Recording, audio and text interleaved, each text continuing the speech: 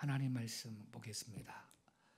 창세기 9장 18절부터 29절까지 보겠습니다.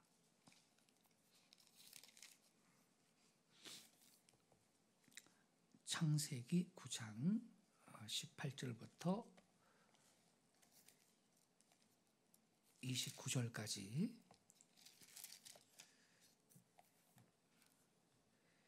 저와 함께 한 절씩 교독하시겠습니다.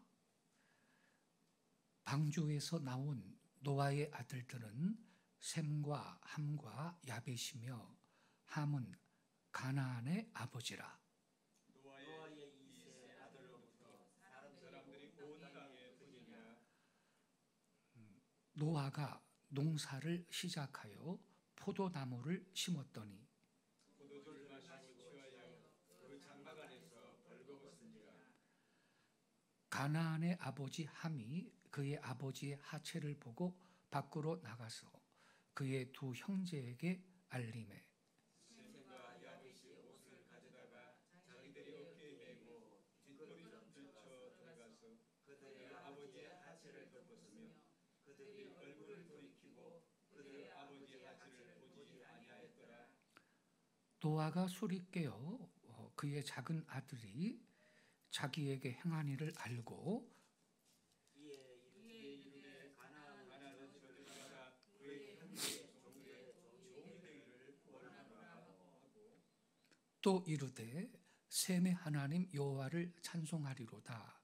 가나안은 셈의 종이 되고 하나님이 야벳을 창대하게 하사 셈의 장막에 거하게 하시고 가나안은 그의 종이 되게 하시기를 원하노라 하였더라. 홍수 후에 노아가 350년을 살았고 그의 나이가 950세가 되어 죽었더라. 아멘. 이 시간에 이 본문 말씀을 중심으로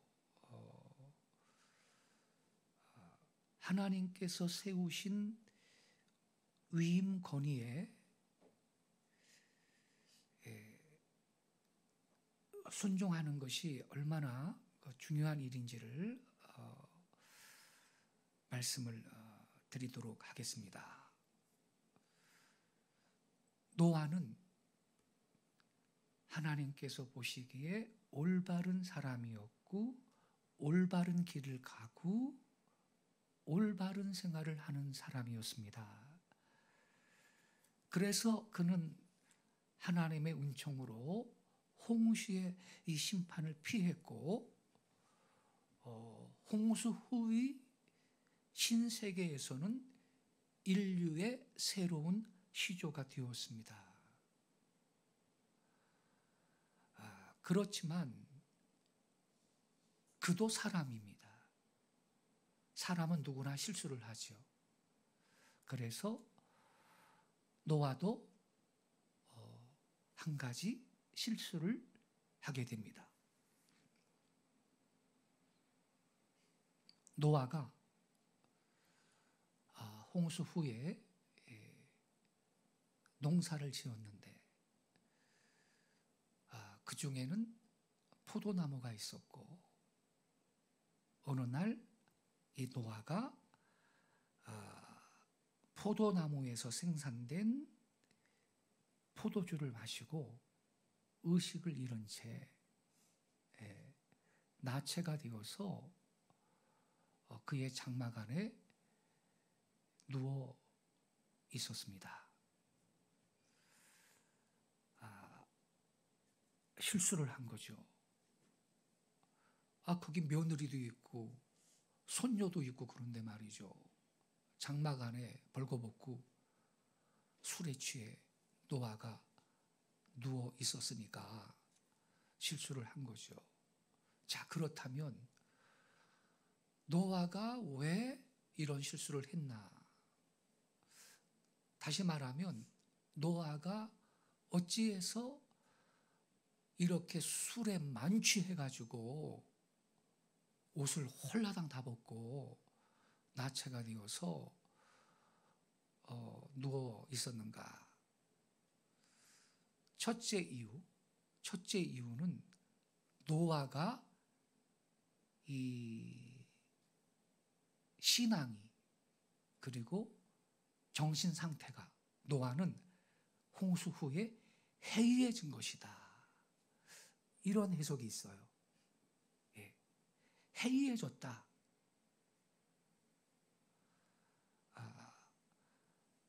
노아가 의롭게 살아서 홍수 심판에서 구원을 받았는데, 그러나 구원을 받은 다음에는 마음이 해이해졌다. 마음이 해이해져서 생활의 균형을 잃어버린 거다. 그래서 이 노아가 홍수가 지나간 땅 위에다가 이 포도 농사를 지었는데, 어느 날 포도주를 만들어 가지고 만취하도록 마신 거다. 그래서 옷을 훌렁 벗고 그런 추태를 보인 것이다. 이러한 해석이 있어요. 그런 것 같아요, 여러분.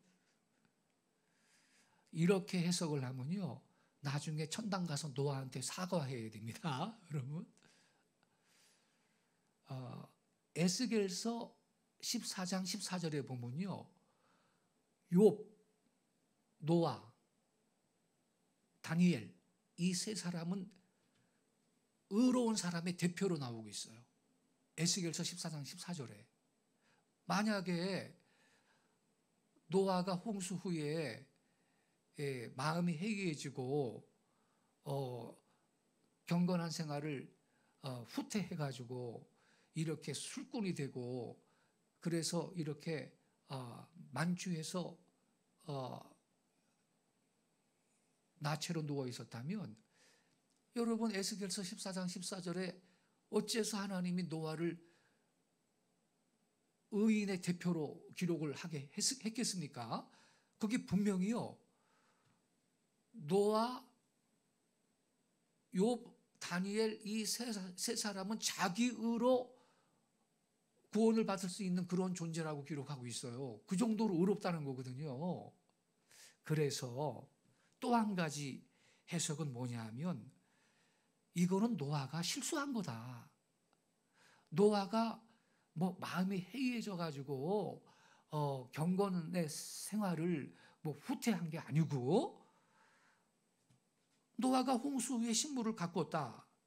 그런데 그 식물들 중에는 포도나무가 있었고, 어느 날 노아가 이 포도나무에서 생산된 이 포도주를 마셨는데 의식을 잃어버리고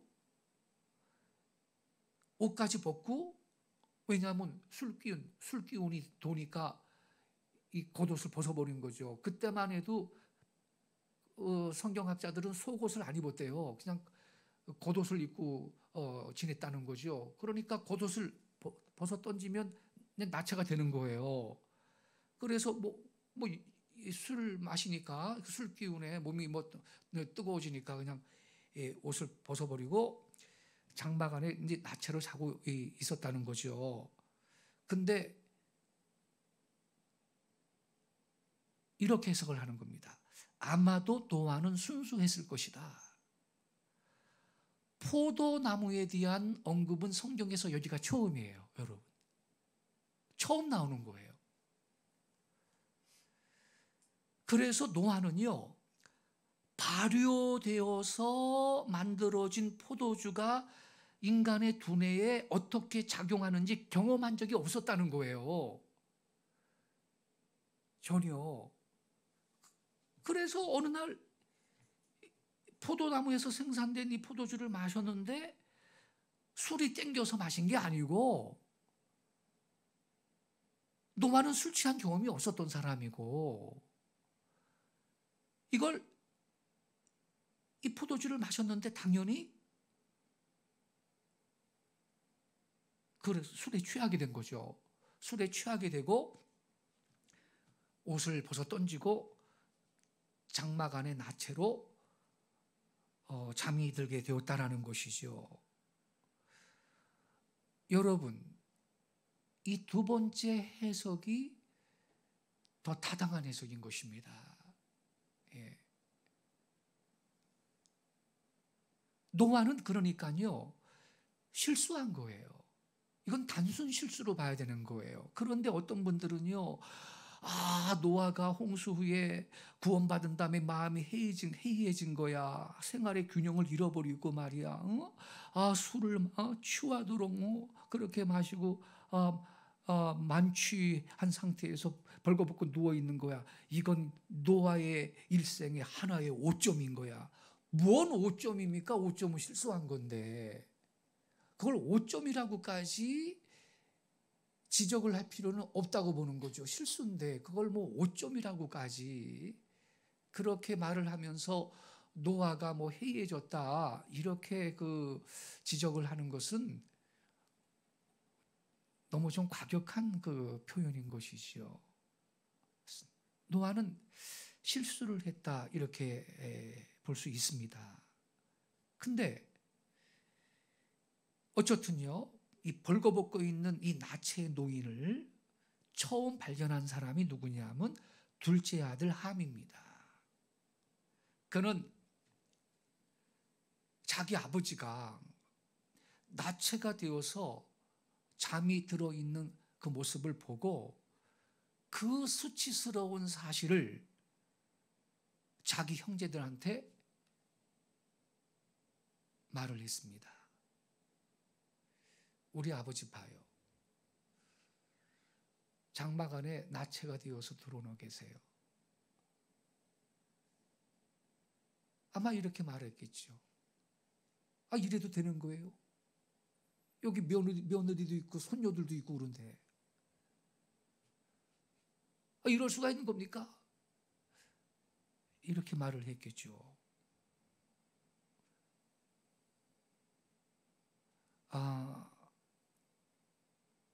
이 함이 말입니다. 자기 아버지의 그 수치스러운 모습을 먼저 발견했으면 마땅히 의복을 가지고 가서 입혀드려야 했던 거죠. 이게 자식의 도리 아니겠습니까?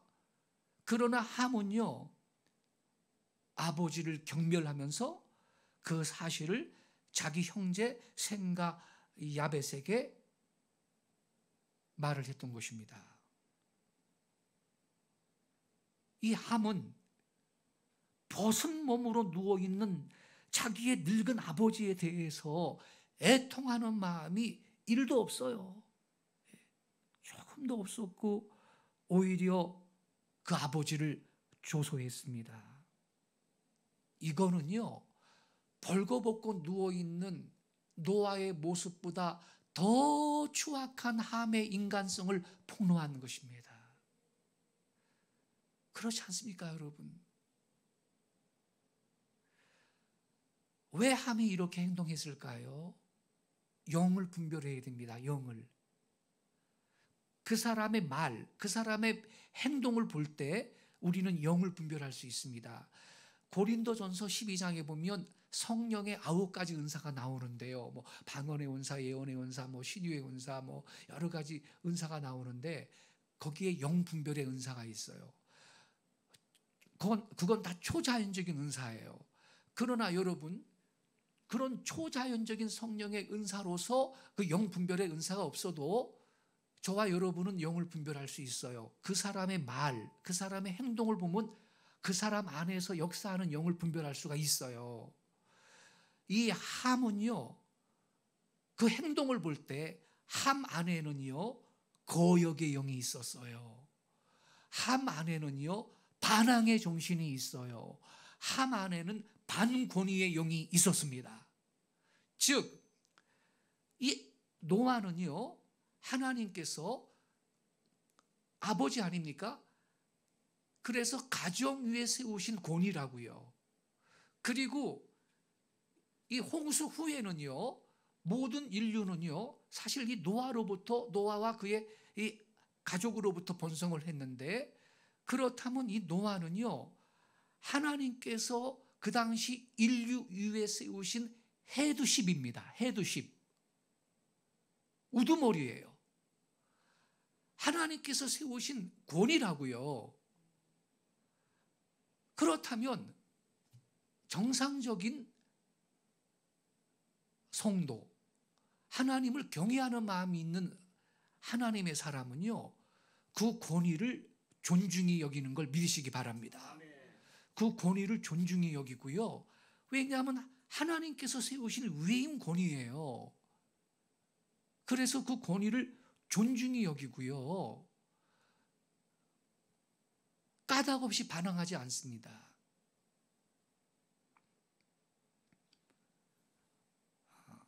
노아는 그의 심령 가운데 반권위의 영이 있어요.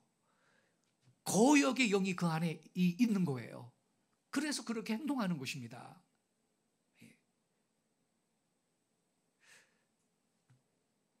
노아 이 함의 말을 듣고요. 이 함은요, 그 안에 거역의 영, 반권위의 영이 있었단 말입니다. 함이 함의 이 말을 듣고요, 셈과 야벳이 어떻게 반응했나요?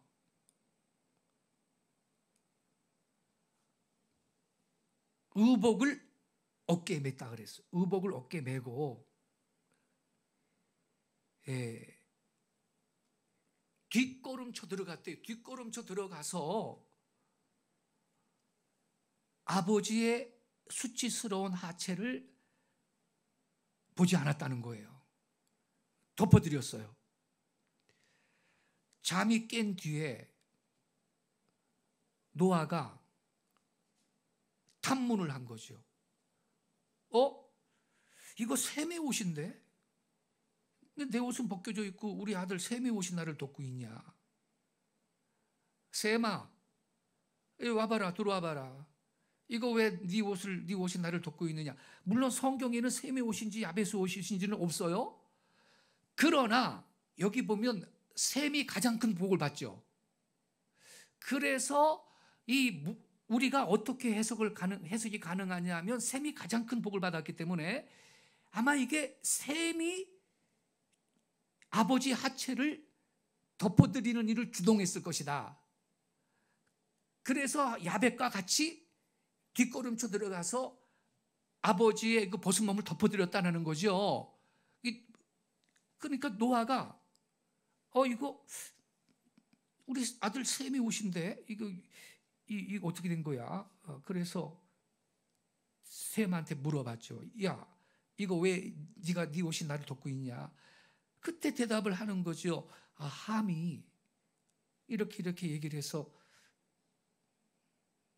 제가 야벳과 같이 뒷걸음쳐 들어와가지고 옷으로 덮어드렸어요, 아버지. 이렇게 대답했겠지요. 이때 노아는 마음에 감동한 거죠. 우리 셈과 야벳이 착하구나.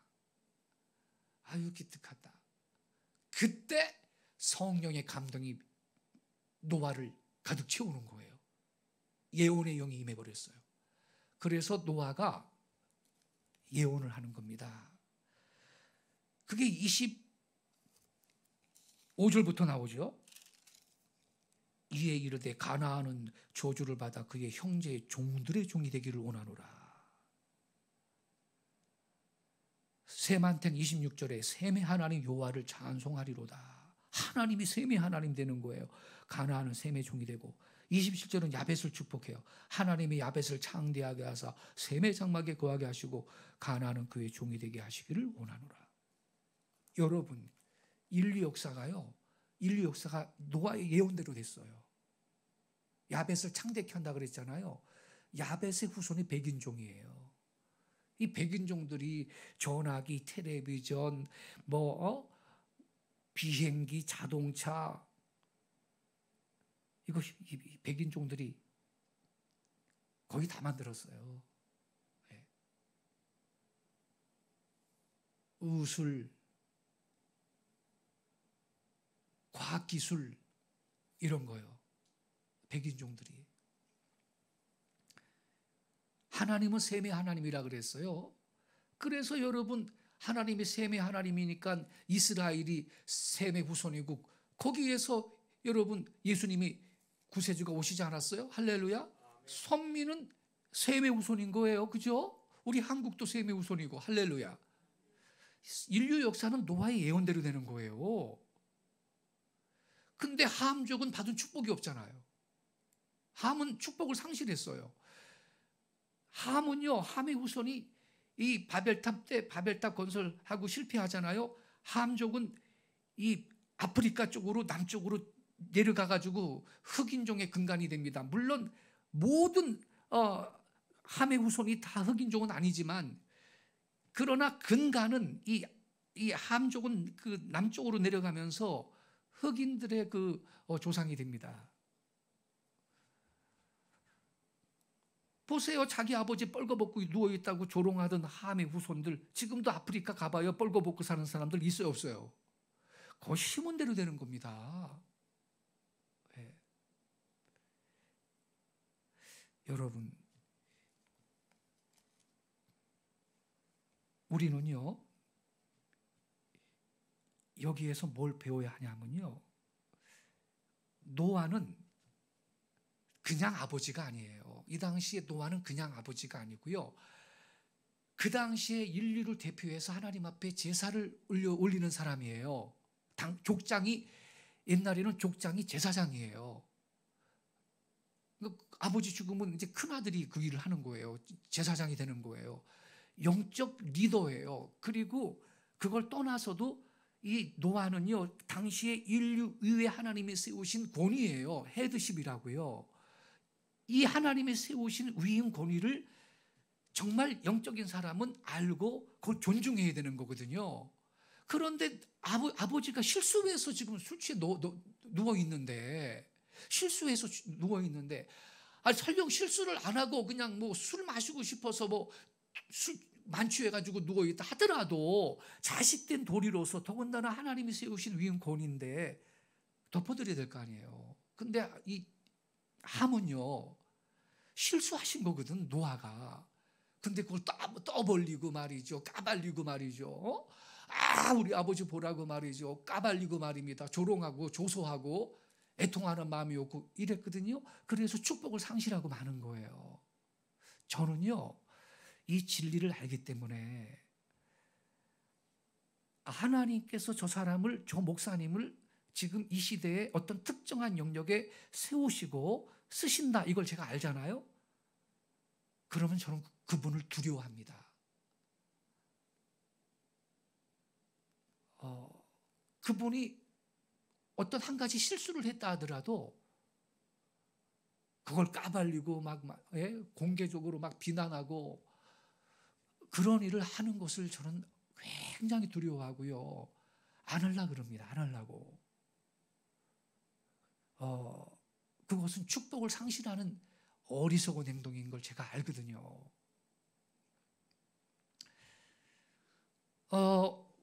요즘에 보면요, 일부 어떤 분들이 그렇게 행동을 하고 있어요.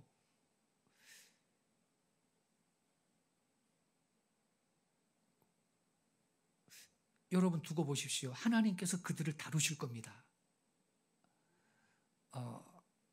하나님이 그들을 어떻게 다루시나 한번 보십시오. 한번 하나님이 다루실 겁니다. 그거 굉장히 조심해야 됩니다. 제가 아는 빌 해몬 목사님이라고 있는데요.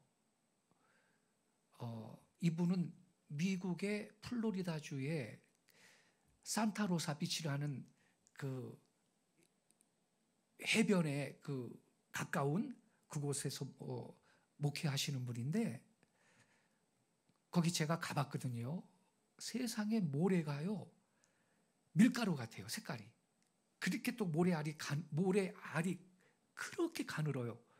예, 밀가루 같아. 그 색깔도 그냥 하얗고요. 그런 해변이에요. 너무너무 아름다운 곳인데요. 거기에 이 영적인 그 사역자들을 세우는 세미나가 있어서 제가 거기를 한 10년 전에 다녀온 적이 있어요. 근데 이분은요, 10대 소년 때부터 예언의 은사를 받아서 예언 사역을 하는 분이에요. 지금은 연세가 86세 되셨어요. 건강하세요. 이분은 한국에 이 70대 초부터 한국에 와서 거의 뭐 경련으로 와서 사역을 하셨죠. 최근에 코로나 때문에 지금 못 오고 계시는데요. 처음에 한국에 왔을 때는요, 88 체육관에서 집회를 했어요. 한 20년 전에요. 88 체육관에서. 20년 더 됐죠. 그때 제가 스태프로 그 집회를 섬겼는데, 이분이 10대 소년 때부터 예언의 은사를 받아서 예언 사역을 평생 하시는 분이거든요. 각 나라 왕들, 대통령들 이런 분들한테도 개인 예언을 무수하게 많이 하신 분인데, 제가 그때요 전혀 생각도 못했는데 그분한테 개인 예언을 받는 그 기회가 있었어요. 제가 깜짝 놀랐죠. 그분은 내가 누군지 모르는 분이에요. 전혀 내가 누군지를 몰라요. 그 VIP실에서 만났는데 저한테 예언을 하는데 이렇게 예언을 하는 거예요. 아들아, 내가 준 계시가 너의 심령 안에 있다. 너는 그것을 집필해라. 너는 그것을 책으로 집필해라. 내가 너에게 기억나게 하는 것을 너는 노트를 갖고 다니다가 너에게 생각날 때마다 그것을 메모를 해라. 그렇지 않으면 잊어버릴 것이다. 내가 너에게 선지자 에스겔이 달리면서도 그 읽을 수 있도록 서판에 쓸 수 있는 기술을 준 것 같이 그런 기술을 내가 너한테 줬다. 그러니까 너는 책을 집필을 해라. 그걸 통해서 많은 자원을 교회 가운데 풀어놓을 것이다. 이런 예언을 하는 거예요. 나는 그때 깜짝 놀랐어요. 제가 그때 책을 원고를 거의 써놓고 이거를 출간을 할까 말까 이러고 있었거든요. 이 책을 출간을 할까 말까. 그게 지금 이 우리 민족의 정체성, 아리랑 민족 그런 책이에요. 그게요, 20판이 나왔습니다. 20판. 선전도, 뭐 광고도 안 했는데 2000년도에 출간됐는데 초판이 작년까지 20판이 나왔으니까 기독교 출판 업계에서요, 야, 이 책은 신기하다. 어떻게 무슨 신문에 광고도 안 냈는데 20판이 나오냐. 스테디셀러예요. 이게 그 책이에요. 그러니까 저는 알아들었어요. 이분이 무슨 말을 하는지 저는 기도받으면서 다 알아들었어요. 아, 주님이 이렇게 말씀하시는구나. 책을 쓰라고 하는구나. 이분이요, 이 미국에서 이제 이런 영적인 사역, 예언적인 사역을 일으키고 진행할 때 그 주변에 있는 어떤 목사님이 그거 이단이다. 요새 예언이 어디 있냐. 허구한 날 방해를 하는 거예요.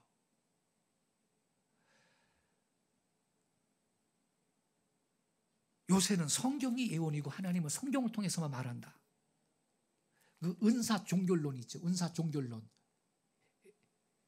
그거를 추정하는 주변의 어떤 목사님이 이분의 사역을 허구한 날 이분이 성령의 사역을 하는 거거든. 성령의 은사를 가지고 이러한 그 사역을 하는데 요새 무슨 예언이 어디 있냐, 방언이 어디 있냐, 그거는 은사 종결론이라는 게 뭔지 아세요?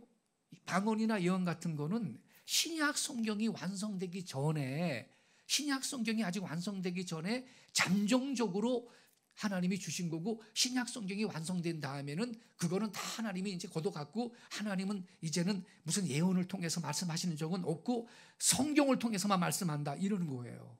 아니 그러면요, 주여 내가 저 사람하고 결혼해도 되겠습니까? 그거 어떻게 기도해요? 하나님이 말씀을 안 하시면. 하나님은 오늘날에도 여러분 환경을 통해서도 말씀하시고 예언을 통해서도 말씀하시고 환상을 통해서도 말씀하십니다. 예, 환상, 예언적인 꿈. 우리 지금 아리랑 바이블 아카데미 지금 하고 있잖아요. 이번 학기 끝나면 다음에 할 일이 성령의 그 초자연적인 은사들에 대해서 12주 동안 집중적으로 공부할 겁니다. 근데요, 그 목사님이요, 이 초창기 때 이 사역을 일으킬 때, 이 예언적인 사역을 일으킬 때 주변에 있는 목사님이 허구한 날 방해를 하는 거예요. 요새 무슨 예언이 어디 있느냐고. 그 목사님 그러다가 몇 년 있다 죽었습니다. 하나님이 데려가 버렸어요. 그러니까요, 하나님께서 어떤 특정한 영역에 기름 부으셔서 쓰시는 그 종이 있어요. 협조 못하려면 가만히 있어야 돼요. 그거 방해하고 막 그 대적하고 그 조소하고 방해 놓고 그러면요, 그거는 사실은 그분을 대적하는 게 아니고 그분을 쓰시는 하나님을 대적하는 거예요. 하나님이 세우신 본이거든요. 근데 그걸 공개적으로 막 유튜브를 통해서 까발리고 말이죠. 뭐 없는 것까지 보태서 말을 하고 말이죠. 이런 식으로 하는 거는요, 본인을 위해서 불행한 일입니다. 본인을 위해서. 오늘 본문은요, 우리한테 가르쳐 주는 것이에요. 뭘 가르쳐 주느냐?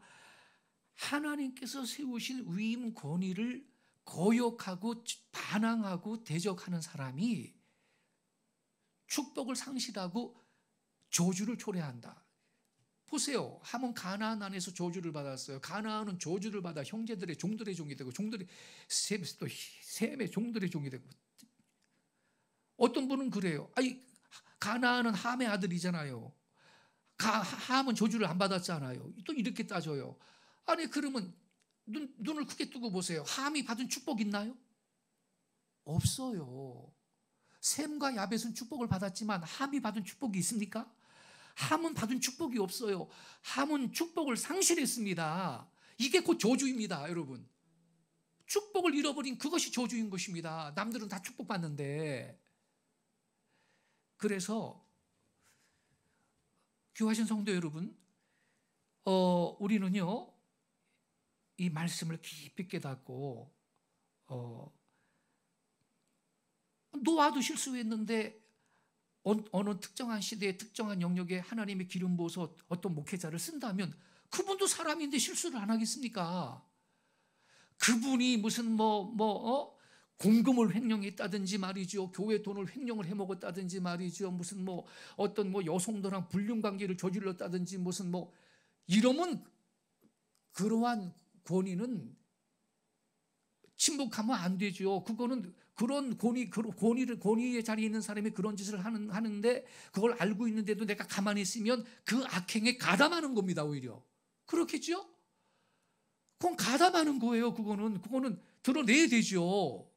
그러나 그런 수준이 아니고 실수한 건데 그거를 막 까발리고 심지어 없는 것을 막 보태가지고 말이죠, 과장시켜가지고서는 말이죠, 그렇게 공격을 하는 것은요, 본인한테 불행이 되는 것입니다. 하나님이 그분들 회개 안 하면 다룰 겁니다. 한번 다루실 거예요. 그래서 우리들은요, 기도할 때 영적 지도자들을 위해 기도하는데, 주님, 실수하지 않고 사명 저분이 잘 감당하게 해달라고 그렇게 기도할 수 있기 바랍니다. 예. 이러한 성도들이 하나님 앞에, 여기 보세요, 셈과 야벳이 축복받잖아요. 하나님께서 더 큰 은혜로 채워주실 줄로 믿습니다. 기도하겠습니다.